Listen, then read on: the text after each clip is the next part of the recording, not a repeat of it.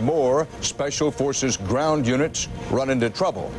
The California governor reveals what he says is a possible terror threat against California's bridges. The battle over how to strengthen airline security comes to a head tonight on Capitol Hill. And Eye on America. He survived September 11th, and because of his bravery, others did too.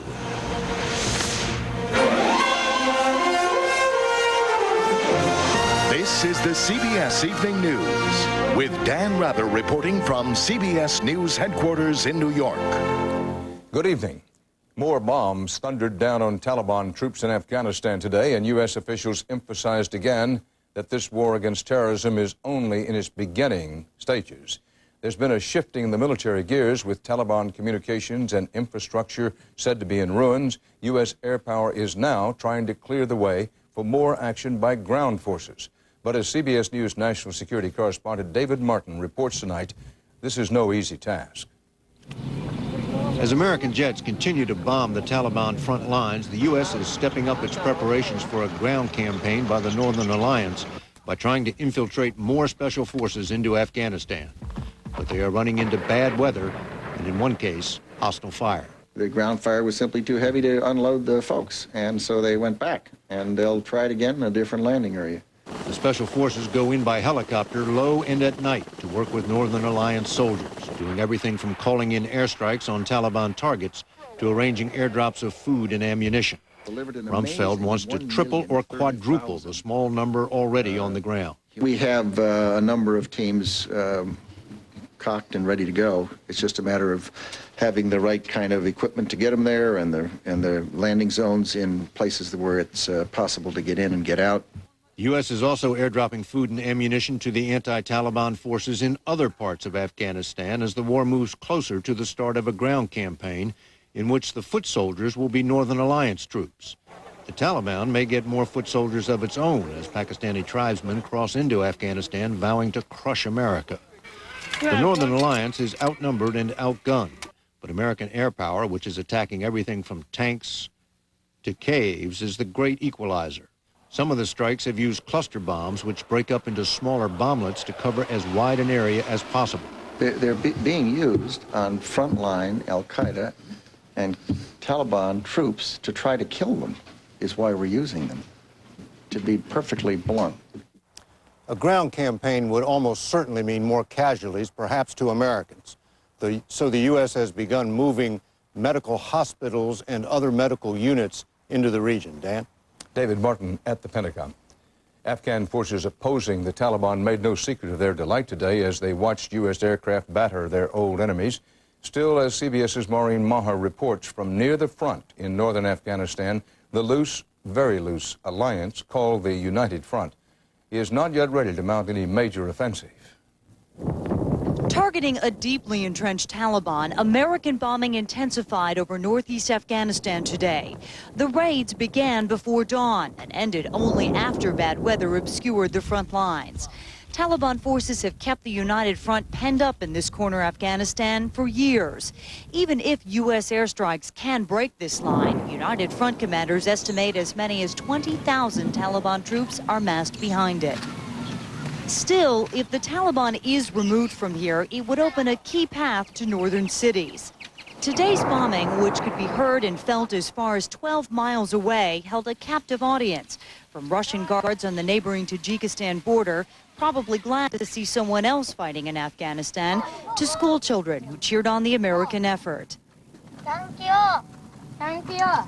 Despite this week's pounding, United Front General Barry Olai claims Taliban forces have not yet moved.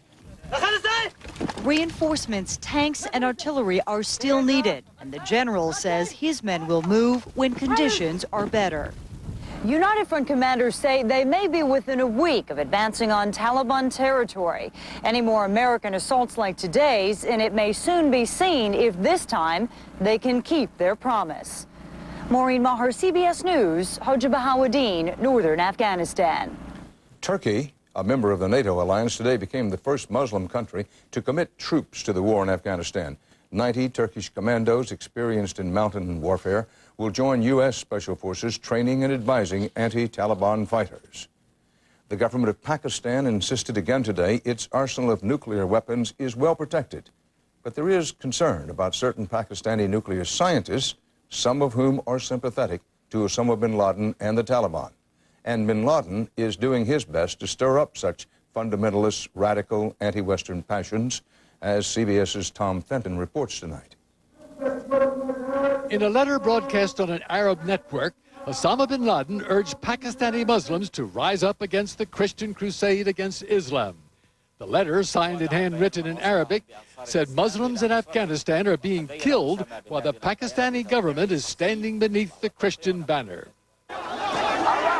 It was an inflammatory appeal to a Pakistani public which could further destabilize a country that became the world's latest nuclear power in 1998 and suffered a coup a year later when General Musharraf seized power.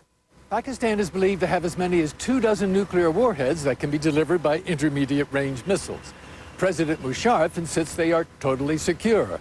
But tensions in this country and inside the armed forces raise questions about whether they could fall into the wrong hands. Questions that are raised by one of Pakistan's leading nuclear physicists. One will have great cause for concern if the government should fall, if for some reason something should happen to the head of state. And since there are strong sentiments in people who work in the nuclear establishment, I think that there is strong reason for worry. Including the fact that a retired scientist who helped develop Pakistan's bomb was recently arrested and questioned about his fundamentalist religious views and ties to the Taliban. And intelligence reports that the al-Qaeda terrorists have been trying to obtain weapons-grade nuclear material. We know of certain knowledge that al-Qaeda has,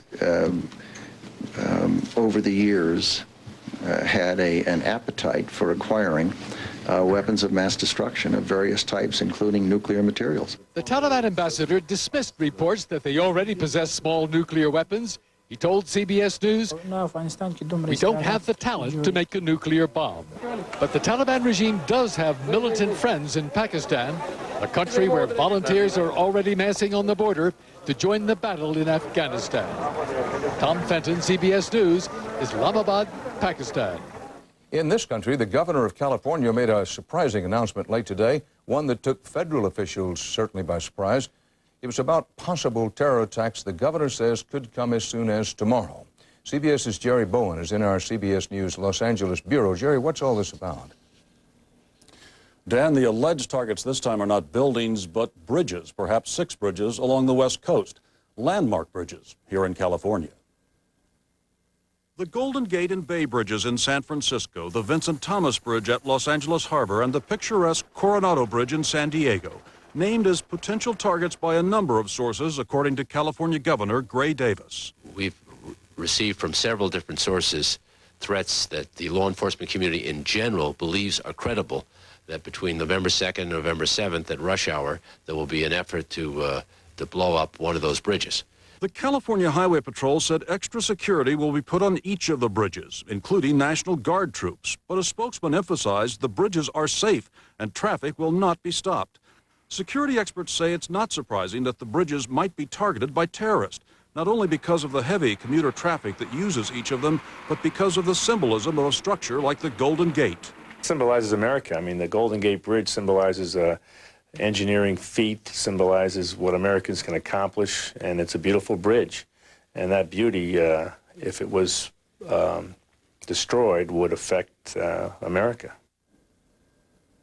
For its part, the FBI tells CBS News it is still trying to substantiate the threats which did not specify which bridges might be involved. Dan? Jerry Bowen in our Los Angeles bureau. After weeks of debate and delay, there's a showdown in Congress tonight on legislation to improve aviation system safety against terrorists. CBS's Bob Schieffer has late details. Bob?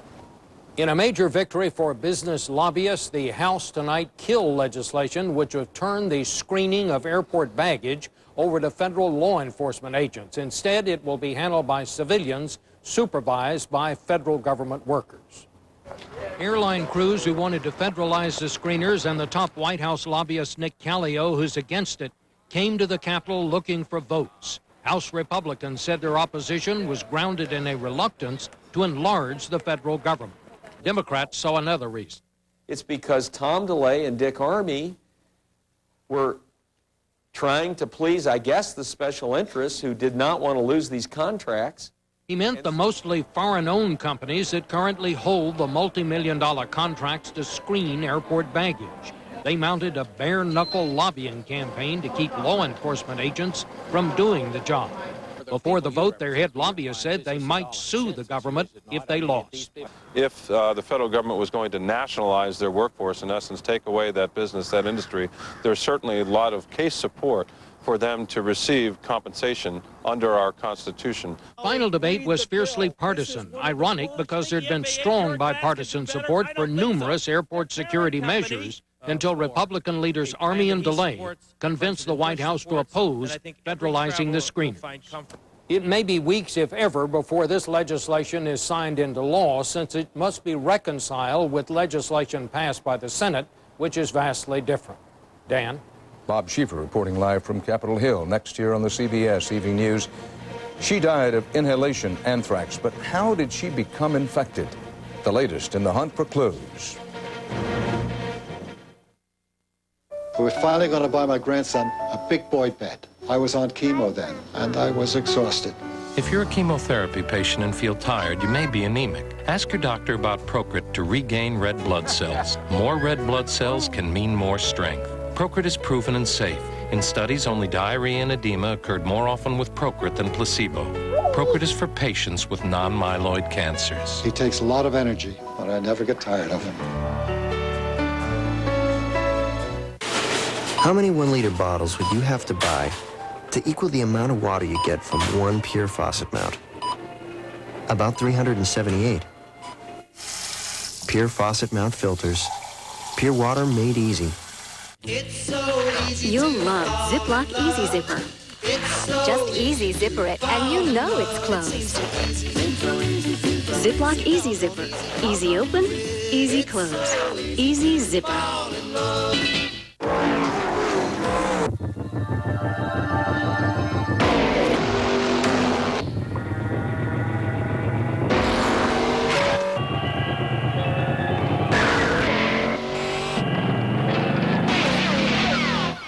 Who'd you expect? Bob Dole?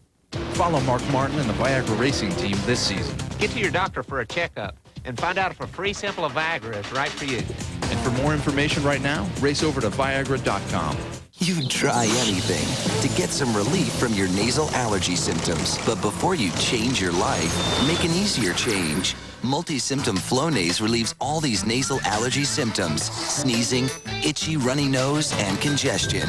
Flonase once a day relieves them all day and night. For best results, use daily. Side effects are generally mild and may include headache, nosebleed, or sore throat. Ask your doctor about multi-symptom Flonase. When you get it all it takes is Flonase.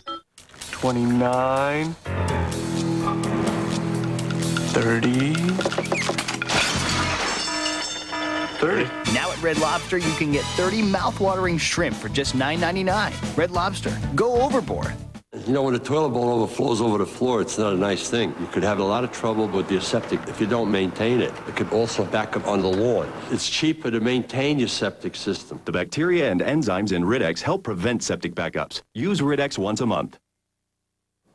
On the war front at home tonight, there are more sites of suspected anthrax contamination. In the Midwest, a postal facility in Kansas City, Missouri, 200 workers there were urged to take antibiotics as a precaution. Some anthrax was detected at a postal maintenance center in Indianapolis. The FDA says 4 of its mailrooms near Washington, D.C. may be contaminated. And here in New York, CBS News medical correspondent Elizabeth Caledon has the latest on the still baffling case of a hospital worker who died yesterday of inhalation anthrax. Just like this blurry old photograph of Kathy Nguyen, the picture of how she was exposed to enough anthrax to kill her is not coming into focus. She was a person of unwavering routines, neighbors say, kept an immaculate apartment, took the number 6 subway line every day, lived alone after a divorce, and worked hard. No, it's not like Kathy was a person that visited a lot of people, that traveled a lot. She was a person that concentrated on work and home. Though tests of her home and the hospital have come up negative, they continue to be scoured for clues. Anyone she was friends with or even spoke to is fair game. What about her personal life? Where does she go? Who does she interact with? But so far, the lines of inquiry are leading nowhere, and health officials are stymied. And this, for the first time, is an individual who doesn't have direct male responsibility, where we don't have any knowledge of any evidence of anthrax in the facility as of this moment. So we're very puzzled. Compounding the mystery, 2 potential leads have dried up. Preliminary tests for anthrax on a hospital co-worker with skin lesions came back negative, as did tests suggesting there might have been anthrax spores on Kathy Nguyen's clothing. The only thing tests have revealed for certain is that the anthrax found in Kathy Nguyen's body is the same strain found in the letters sent to the media and Senate Majority Leader Tom Daschle. All of them have been basically indistinguishable from each other. The difference this time is critical. There's no postmarked source, and the anthrax could basically have come from anywhere in this quiet woman's world. Elizabeth Caledon, CBS News, New York. U.S. health agencies acted today on 2 different anthrax drug treatment matters.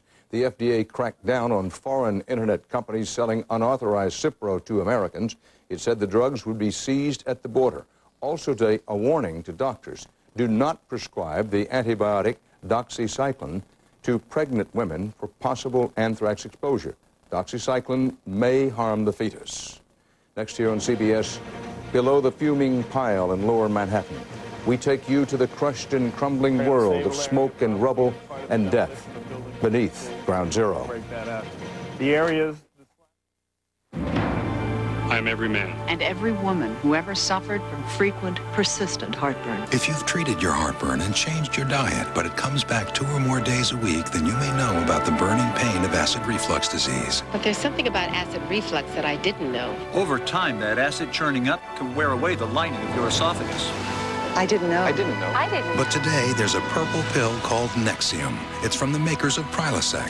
Just 1 prescription Nexium a day gives many people complete resolution of heartburn symptoms. That could mean complete heartburn relief. And importantly, Nexium is also proven to heal erosions in the esophagus caused by acid reflux. Only a doctor can determine if you have this damage. Other serious stomach conditions may still exist. The most common side effects of Nexium and Prilosec are headache, diarrhea, and abdominal pain. So talk to your doctor and call this number for more information and for a free trial certificate for Nexium. Relieve the heartburn, heal the damage. It's possible with today's purple pill called Nexium. It was my grandson's birthday. He just turned 3. We're going to move him out of his crib and buy him a big boy bed.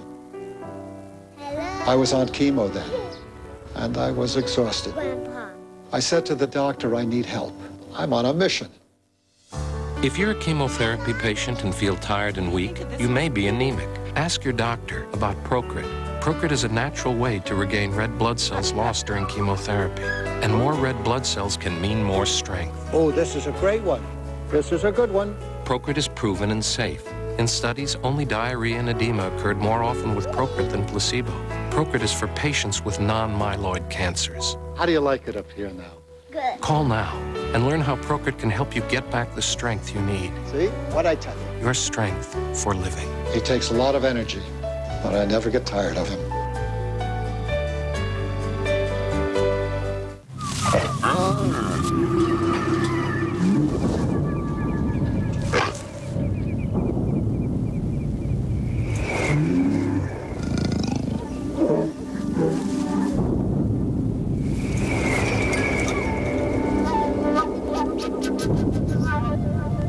After the new Chevy Trailblazer, everything else just seems kind of weak. The all-new 270 horsepower Chevy Trailblazer, like a rock. On the CBS Market Watch, stocks closed higher today. The Dow gained 188 points, the Nasdaq 56. More economic fallout from the attack on America. The government says consumers cut their spending by 1.8% in September. That's the biggest decline in nearly 15 years. And United Airlines posted a record third-quarter loss of more than $1 billion. 2 United planes were involved in the September 11th hijackings. When the Twin Towers fell, more than 1 million tons of steel and concrete and glass and stone collapsed in a falling heap and then kept falling below ground. So it's a marvel that anything beneath them could have withstood the impact. Yet a great deal does remain in the eerie world down there. This week I got an opportunity to see it for myself. 7 weeks after the attack on America's Twin Towers, there is still smoke in the air at Ground Zero. They can't put out the subterranean fires.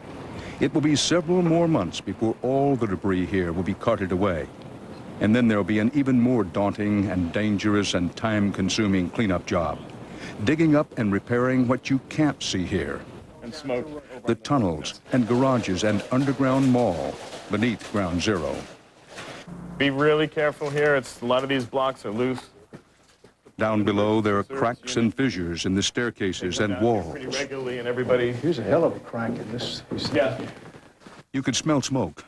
And when the wind shifts in certain pockets, there is the uniquely unmistakable smell of death. You can't work here without being cognizant of the fact that there are people here, there's suffering here, there's dead bodies here. There was devastation everywhere. So much damage to the superstructure that we were surprised to see anything still standing. You can see cars hanging off here, cars down here. With its tires burnt off, obviously the rubber has been burnt off.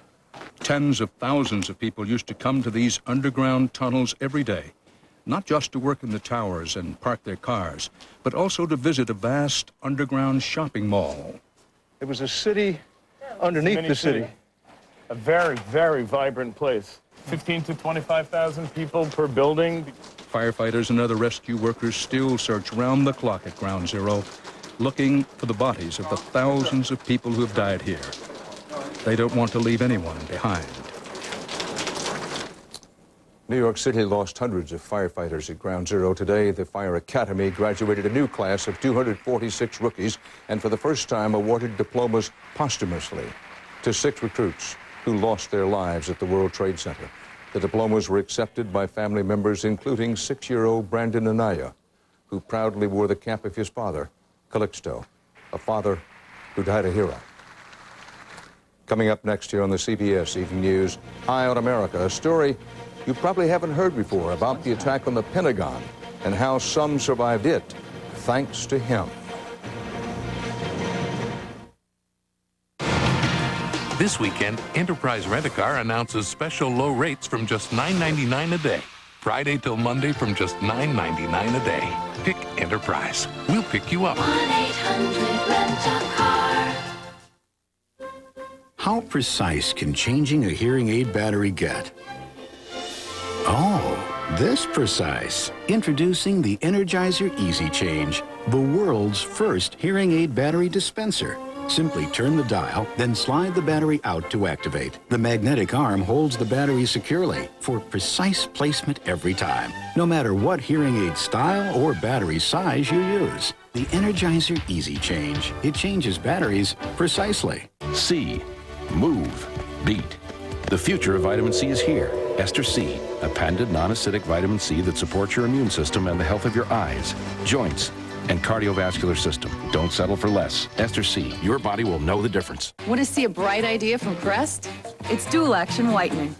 It not only whitens your teeth, it helps keep them whiter by repelling new stains. For a smile that nothing can tarnish. Dual action whitening from Crest. You know, when the toilet bowl overflows over the floor, it's not a nice thing. You could have a lot of trouble with your septic if you don't maintain it. It could also back up on the lawn. It's cheaper to maintain your septic system. The bacteria and enzymes in Rid-X help prevent septic backups. Use Rid-X once a month. It seems like only yesterday. When I started skating at 8 years old, I never thought I'd experience the thrill of winning a medal. With all the great memories has come another thing I thought I'd never experience, the pain of osteoarthritis. Vioxx is here, a prescription medicine for osteoarthritis pain. With one little pill a day, Vioxx can provide powerful 24-hour relief. Vioxx specifically targets only the COX-2 enzyme, a key source of arthritis pain. People with allergic reactions such as asthma to aspirin or other arthritis medicines should not take Vioxx. In rare cases, serious stomach problems such as bleeding can occur without warning. Tell your doctor if you have liver or kidney problems. For more information, talk to your doctor about once daily Vioxx for the relief of osteoarthritis pain. Perhaps my biggest victory is to be able to plan my day around my life instead of my pain. Ask your doctor if Vioxx is right for you. Tonight at 6, find out exactly who to write to get rid of all that junk mail in your box. Jane Clayson.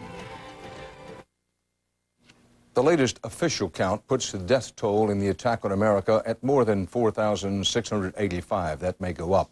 There is no reliable count of the wounded. In some ways, they are the forgotten people of September 11th. In tonight's Eye on America, Cheryl Atkinson has the story of a man who's not only a wounded survivor, but a hero. Badly burned in the terrorist attack at the Pentagon, John Yates turned horrifying injuries into a dramatic recovery. And only now is he ready to talk about what happened to him September 11th. And there was a tremendous rumble and shudder, and then just an explosion and a ball of fire. Seriously burned, Yates began a desperate, long crawl to safety. Along the way, he met up with others, also crawling and lost in the smoke and darkness. He said, "We can't get out this way." And I said, "Yes, we can. Just follow me." I just know somebody grabbed the back of my right leg, and I just, I was crawling and they were crawling behind me. He still doesn't know how many he led to safety or who they were. He collapsed when he got out. That was when he first heard rescue workers say a plane had hit the Pentagon, and they mistakenly thought another was on the way. When they said that there was another unidentified plane 20 miles out, I got scared then, because I'd gotten out of that and I didn't want to die. What do you think it's important for people to know now? His wife had to answer for him. He does want people to see that there is good that has come out of this. What is the good? He's here. He's healing. They haven't gotten to us. Last week, the nation thanked John Yates and other survivors in an awards ceremony with a civilian version of the Purple Heart. Now he wants to return the gratitude. So I want to thank everybody who sent a card, the cards, the letters, the cookies that the kids baked. Every day it was something more. Yates says he will return to his civilian job in a personnel department at the Pentagon. And when he goes home from the hospital, he'll have to wear a special burn suit almost 24 hours a day for a year. But there's something symbolic about his prognosis. John's going to be normal. He will have this as a bad memory, but I believe he will be able to do anything that he could do before. Yates says the nation will be normal again, too. We'll get through it. We will, and we'll come out on the right end. In Washington, I'm Cheryl Atkinson for Eye on America. Lest we forget why we fight. Part of our world tonight. I'm Dan Rather for the CBS Evening News. Good night.